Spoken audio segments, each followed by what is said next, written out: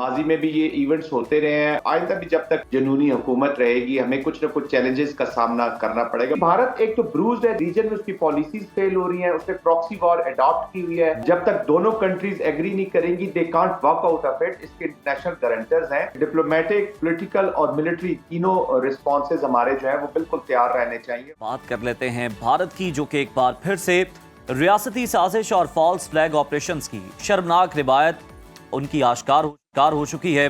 पहलगाम हमले के बाद हस्बे रिवायत भारतीय मीडिया का मन घड़त और शैतानी प्रोपेगेंडा जारी है। इस हमले की आड़ में भारतीय खुफिया एजेंसी रॉ की एक और खतरनाक साजिश बेनकाब हुई।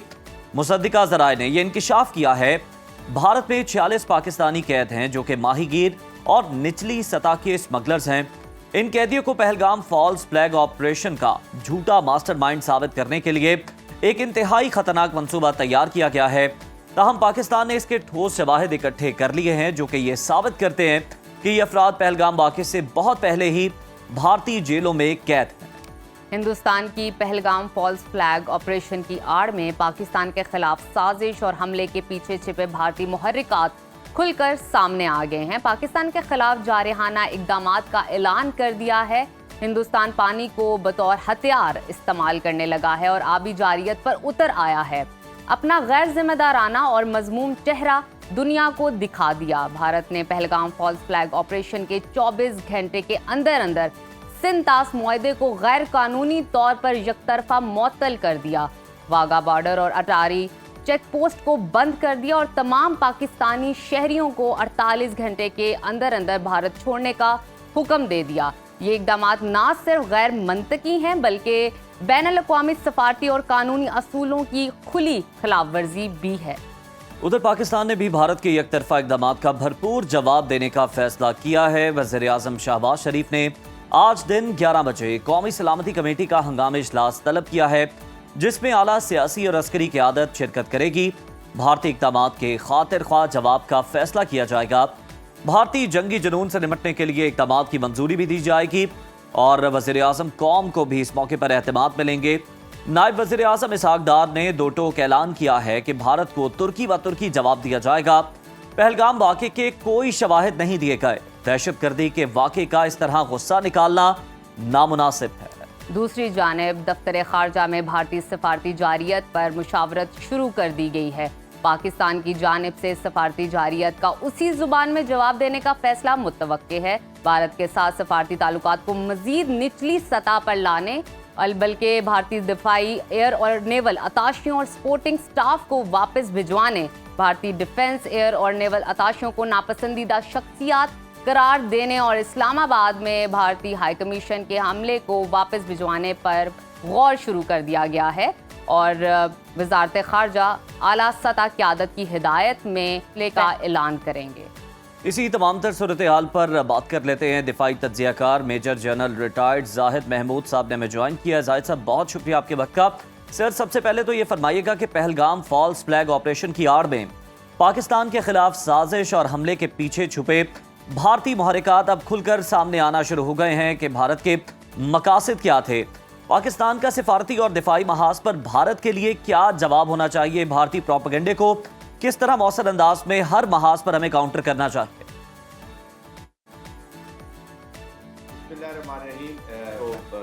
अजीज एंड नजफ, गुड मॉर्निंग।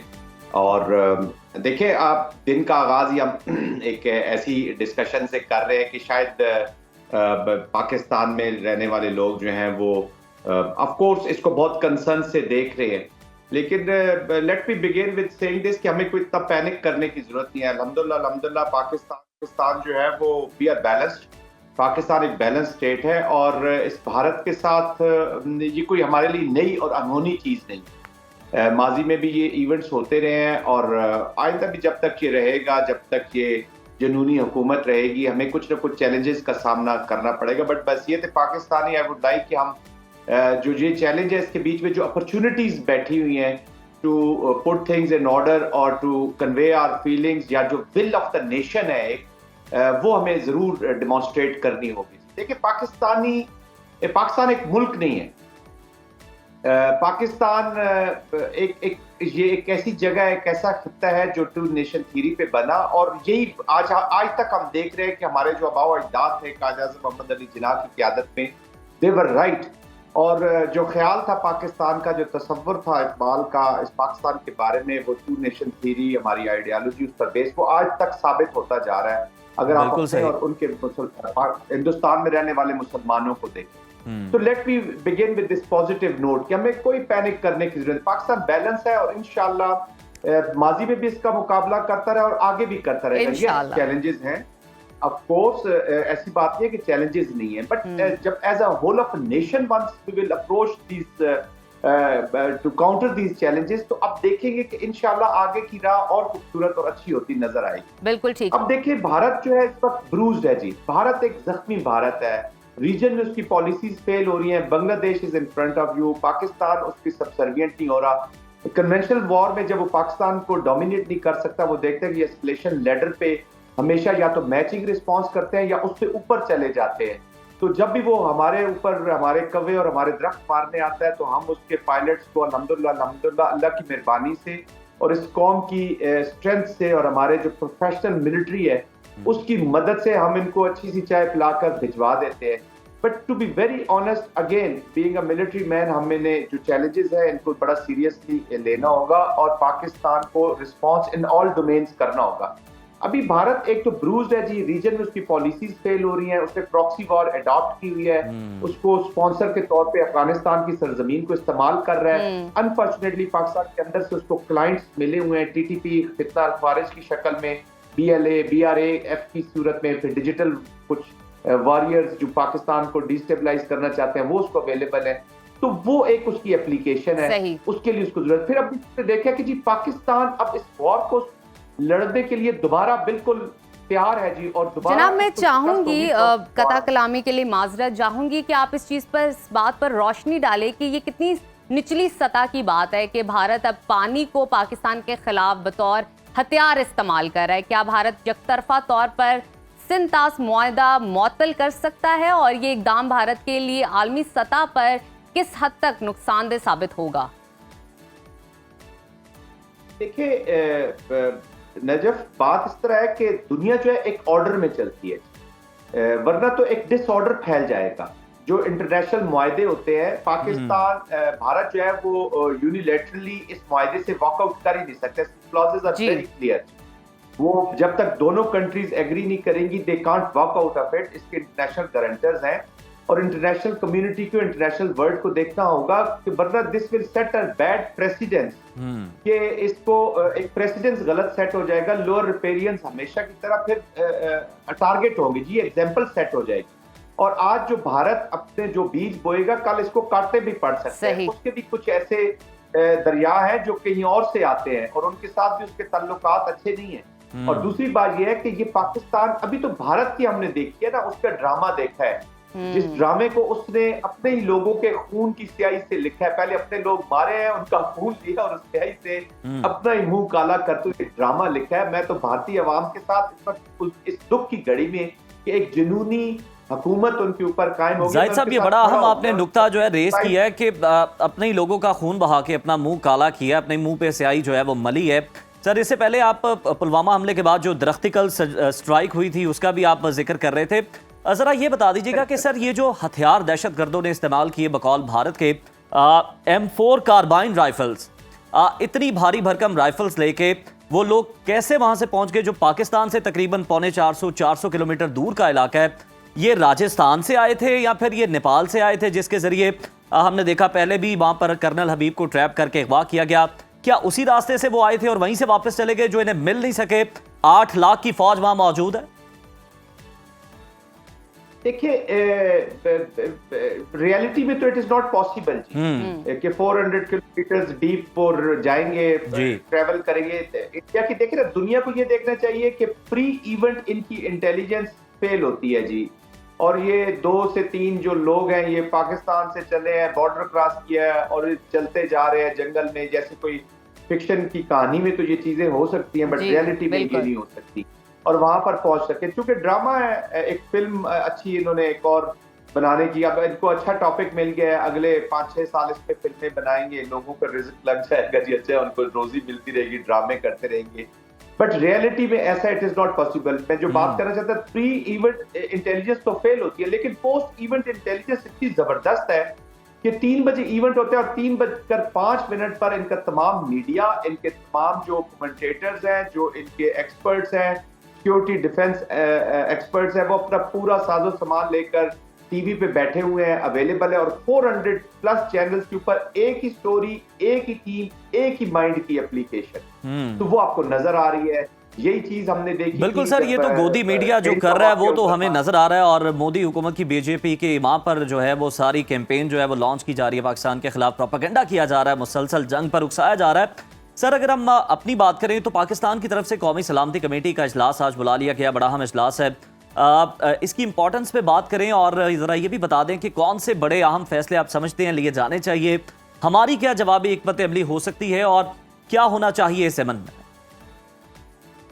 देखिए, जो डिप्लोमेटिक, पॉलिटिकल और मिलिट्री तीनों रिस्पॉन्सेज हमारे जो है वो बिल्कुल तैयार रहने चाहिए और तैयार हैं। As far as military is concern, उसका तो मैं आपको बड़े कॉन्फिडेंटली बता सकता हूँ कि क्विड प्रो को जो रिस्पॉन्स होता है वो एक छोटे से टेक्टिकल एक्शन से, चाहे वो एक क्रॉस बॉर्डर फायर रेड ही क्यों ना हो किसी पोस्ट के ऊपर, या कोई एंगेजमेंट हो बाहर रहकर, फार ऑफ डिस्टेंस से रहकर, वहां से लेकर तो इवन मिसाइल एक्सचेंज तक, क्विड प्रो को रिस्पॉन्स हमारे जो चीफ्स होते हैं, हमारे जो मिलिट्रीज हैं, कमांडर्स हैं, वो अपनी जेब में डाल के रिस्पॉन्सेस दे रहे होते हैं जी, दे आर रेडी, और वो इंशाल्लाह जाएंगे और पास पे भी गए हैं मिलिट्री में अगर उन्होंने कोई एडवेंचर करने की कोशिश की। अब देखिए, ये डिप्लोमेटिक पॉलिटिकल जो रिस्पॉन्सेज हैं, ऑफ कोर्स डिप्टी वजीर आजम ने अपना जो एक माइंड सेट है वो आपको दे दिया। आपने अभी अपनी खबर में बताया कि जी तुर्की ब तुर्की जवाब दिया जाएगा, तो of course why are we shine about it.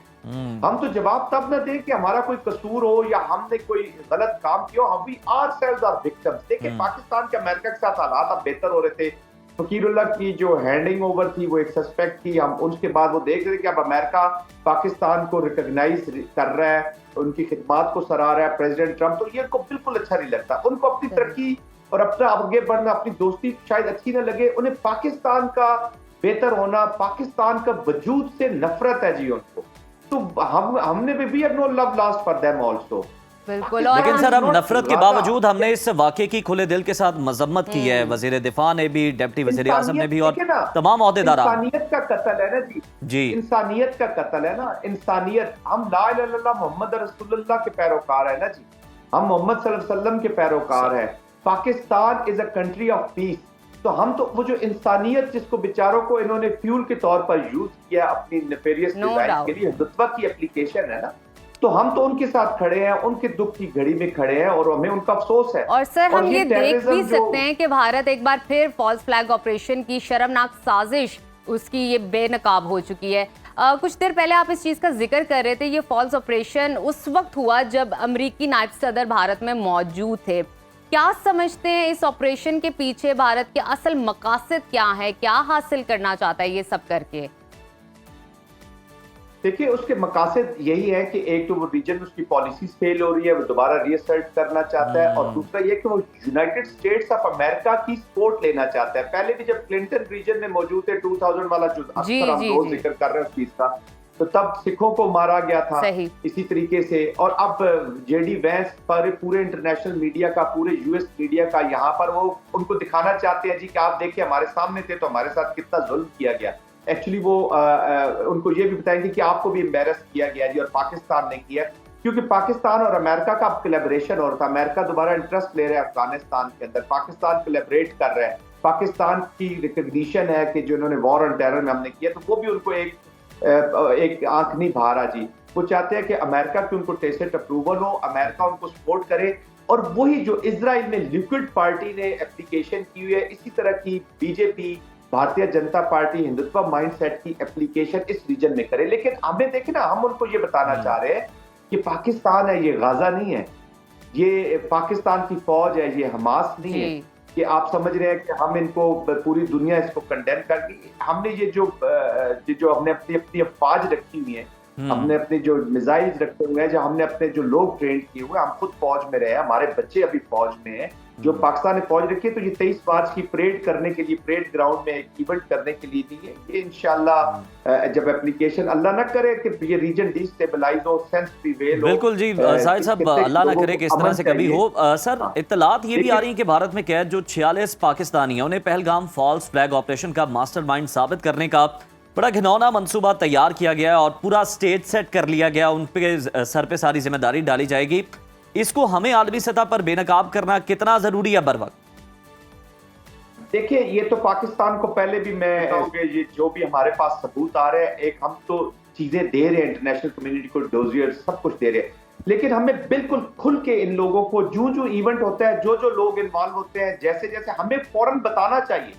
हमें मीडिया पे, इंटरनेशनल मीडिया पे ये चीजें दिखा देनी चाहिए, क्योंकि अब हम देख रहे हैं कि इनके ऊपर कोई असर नहीं हो। लेट्स से कि अभी जो ट्रेन का वाकया हुआ था, उसमें जो भी ट्रांसक्रिप्ट्स हैं, जो भी चीजें, हमें बिल्कुल देखिए ना, पाकिस्तान एक रिस्पॉन्सिबल कंट्री है, वो एस्केलेट नहीं करना चाहता, चीजों को खराब नहीं करना चाहता, क्योंकि पूरे खित्ते की तरक्की इससे पेना है।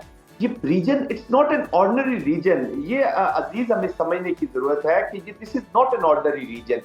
यहाँ पे न्यूक्लियर कंट्रीज हैं, यहाँ पे इंडिया न्यूक्लियर है, रशिया न्यूक्लियर है, चाइना न्यूक्लियर है, पाकिस्तान न्यूक्लियर है। यहाँ डिस्टेबलाइजेशन इस रीजन को तबाह बर्बाद कर देगी। और फिर देखिए, चाइना किसका कंपटीटर है, रशिया किधर चैलेंज कर रहा है, आपसी हमारे ताल्लुकात कैसे। एक ही स्पॉइलर है। बिल्कुल जाहिद साहब, अमन सलामती भी बड़ी जरूरी है। बहुत शुक्रिया आपके वक्त का।